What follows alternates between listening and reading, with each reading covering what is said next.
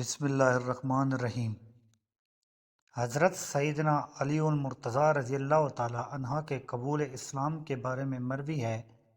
کہ حضرت علی المرتضیٰ رضی اللہ تعالی عنہما چونکہ حضور نبی کریم صلی اللہ علیہ وآلہ وسلم کے زیر سایہ پرورش پا رہے تھے، اس لیے آپ رضی اللہ تعالی عنہ نے جب نبی کریم صلی اللہ علیہ وآلہ وسلم اور ام المومنین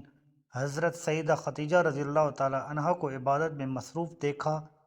تو حضور نبی کریم صلی اللہ علیہ وآلہ وسلم سے دریافت کیا کہ آپ صلی اللہ علیہ وآلہ وسلم یہ کیا کر رہے ہیں؟ حضور نبی کریم صلی اللہ علیہ وآلہ وسلم نے فرمایا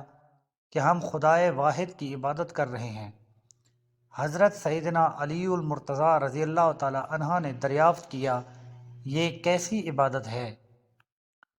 حضور نبی کریم صلی اللہ علیہ وآلہ وسلم نے فرمایا، یہ اللہ کا دین ہے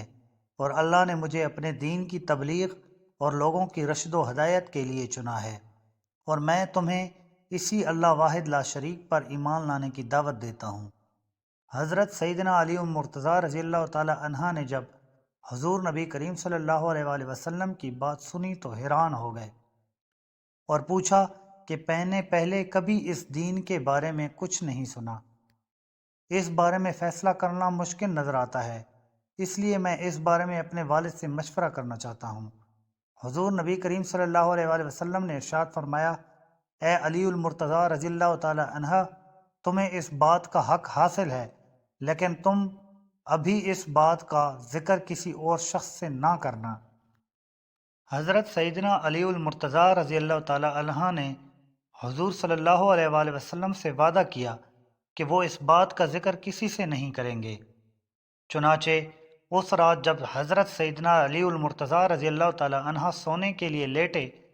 تو وہ اس بات پر غور کرتے سو گئے۔